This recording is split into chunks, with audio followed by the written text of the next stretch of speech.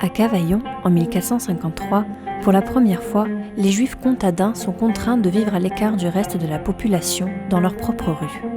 Carriero en provençal. On aperçoit de l'entrée de la rue un peu comme une maison de féerie qui serait suspendue entre terre et ciel. Son escalier extérieur restant masqué dans la maison voisine et débouchant sur une terrasse où se détachent avec une légèreté de filigrane les 5 arches d'une balustrade en ferronnerie. Sa façade offre une belle porte Louis XV. Sur l'élégant cartouche du linteau, on lit en hébreu le verset du psaume 118. C'est ici la porte du Seigneur, les justes peuvent y entrer. Et sur le côté se trouvent les troncs pour les aumônes.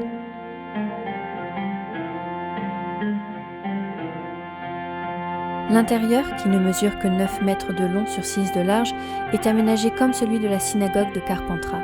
Mais parce que plus intime et véritablement ciselé, il s'impose encore davantage à l'admiration. Des coquilles, des guirlandes de fleurs et de feuillages, des corbeilles de fruits décorent les lambris, le balcon est baldaquin. On n'a plus l'illusion de pénétrer dans une salle d'apparat, ni même dans un salon, mais plutôt dans un boudoir dont la grâce lui enchantait la Pompadour. On y trouve également la tribune, Bima, où se tient l'officiant qui lit la Torah, qui se situe le long du mur opposé à l'Arche Sainte, ce qui constitue une disposition rare qu'on retrouve toutefois en Italie, à Padoue par exemple, et qui suppose un rite particulier de transport des rouleaux de la Torah chaque fois que demandé par la liturgie. Elle est superbement ouvragée en style rococo Louis XV. Une autre caractéristique exceptionnelle de cette synagogue en est le siège du prophète Élie, dont on espère la venue à chaque circoncision. Le siège se situe normalement sur le nuage, suspendu dans un coin de la synagogue. La synagogue contient plusieurs pièces de mobilier d'un grand intérêt archéologique.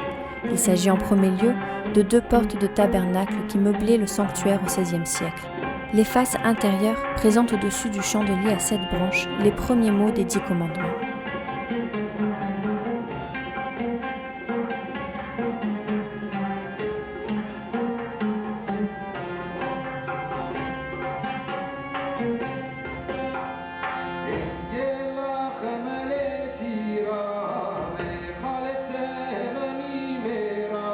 Les réserves du musée de Cavaillon conservent le plus ancien témoignage de la présence de Juifs dans le sud de la France.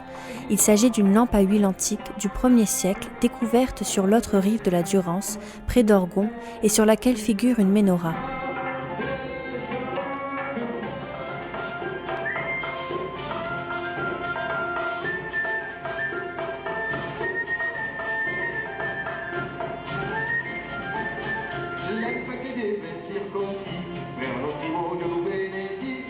La synagogue originelle date de 1494 et est considérée comme l'une des plus anciennes de France.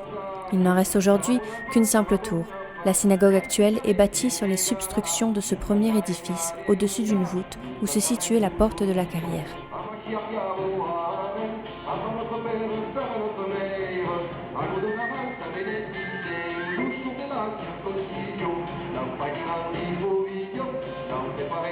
L'écrivain Armand Lunel nous décrit la pièce où se situe le four à Coudol, nom du pain azime en judéo-contandin, la boulangerie des azimes, comme il l'appelle, qui occupe avec son matériel complet une pièce exiguë donnant sur le passage voûté.